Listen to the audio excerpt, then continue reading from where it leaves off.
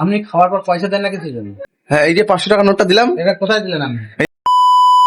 মন আমার এক ফালি চাঁদ মাঝ বয়সী রাতে একটি তারার সাথে কেমন পীড়িত করে মরে রে, পীড়িত করে মরে।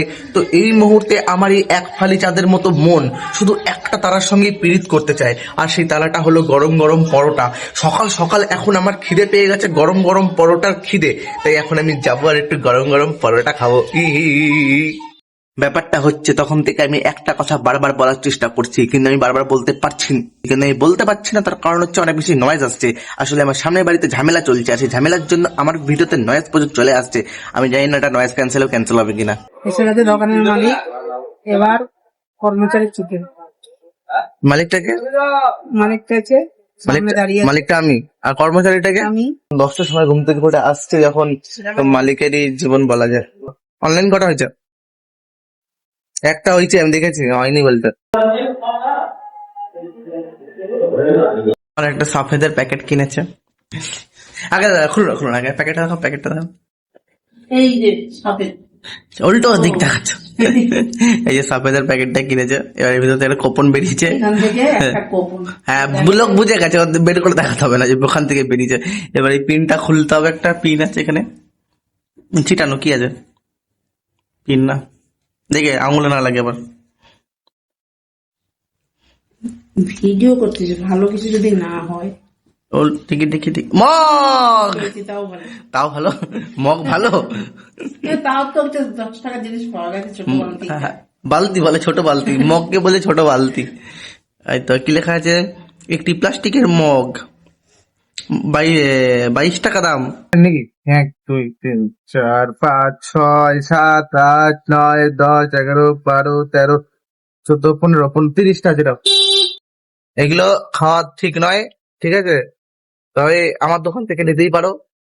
না, এরকম বলতে পারো যে দেখো, এগুলো খাওয়া ঠিক নয়, তবে যদি খুবই খেতে ইচ্ছা করে, একদমই কন্ট্রোল না হয়, মানে ছাড়া থাকতেই পারছো না, এগুলো ছাড়া খেতেই হবে এগুলো, তাহলে বলবো যে তাহলে একটাই উপায়, আমার দোকান থেকে এসে কিনে নিয়ে যাও, ঠিক আছে?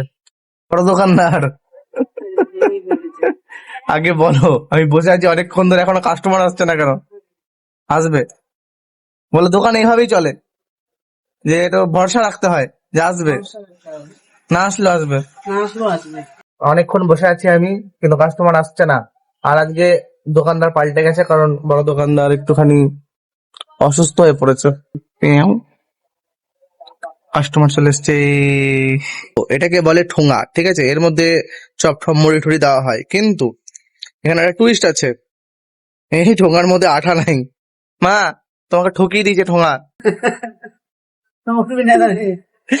মালিক নিজে বলছে কাস্টমার আসছে না, আমি চা খেয়ে নি।